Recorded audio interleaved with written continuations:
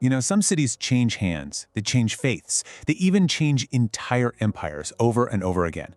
But this city, its name never really changed the way that we all think it did. We're going to unravel the true story of how one of the world's greatest cities got its name. And the answer, well, it's not hidden in the decrees of emperors, it's hidden in the whispers of ordinary people. Okay, let's just dive right into the heart of this, because this is the central mystery, right?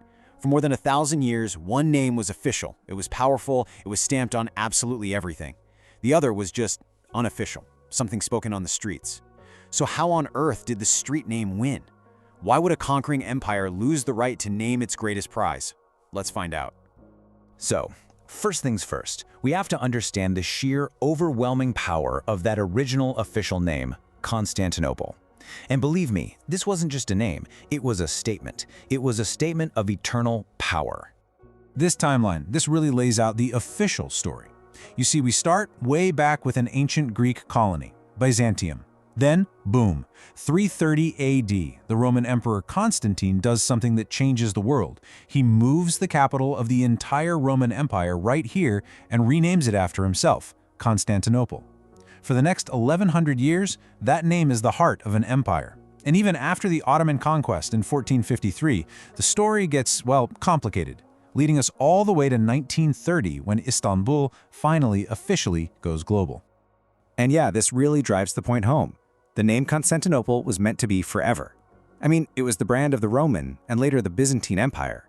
It was a symbol of absolute imperial authority, written into law, stamped onto money, and carved into the official memory of the entire world.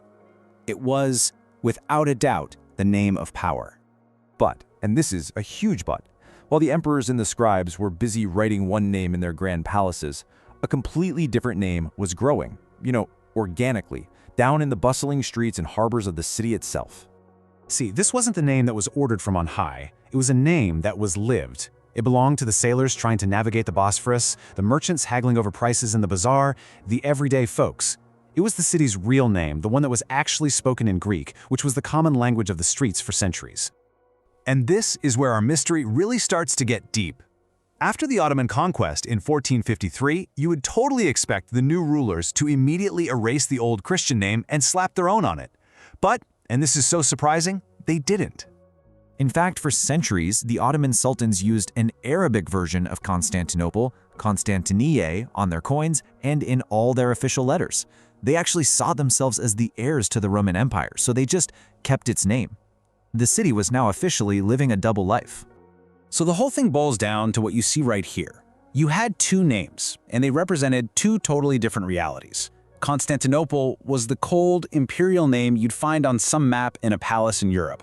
But Istanbul was the warm, living name you'd hear if you actually asked someone for directions inside the city walls.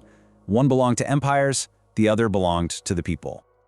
And that brings us right back to the central puzzle, doesn't it?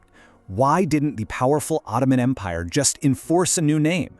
Why did they let this folk name, this Greek-sounding word, just continue to grow and thrive? Well, the answer isn't about politics or power. It's about language. And here it is, the big reveal. The name Istanbul wasn't some clever invention meant to replace Constantinople.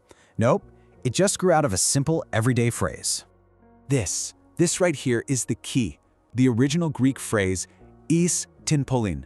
See, for the Greek-speaking people of the empire, there was only one city that really truly mattered. You didn't even have to name it. It was just the city. So when people were just going about their daily lives, they wouldn't say, "I'm going to Constantinople." That would sound weird and formal. They'd just say, "I'm going to the city, Istanbul." It wasn't a title, it was a direction. It was just a habit. And just look at how this unfolds. Over hundreds of years of daily use, the sounds just blurred together. Istanbul became Istanbul. Then it got even shorter. The phrase, repeated millions upon millions of times, just naturally morphed into what we now know as Istanbul. It wasn't planned, it just happened. So when the modern Turkish Republic officially demanded in 1930 that the whole world use the name Istanbul, they weren't actually renaming anything. They were simply forcing the rest of the world to catch up to a reality that had existed on the city's streets for well over 1,000 years. The people's name had finally, officially, defeated the emperor's name. So why does all this matter? What does this story really tell us? Well, it reveals something incredibly profound about the relationship between power, people, and language. This is the ultimate takeaway. An emperor can build a city and give it his name. A sultan can conquer it and claim it as his own. But you can't conquer a habit.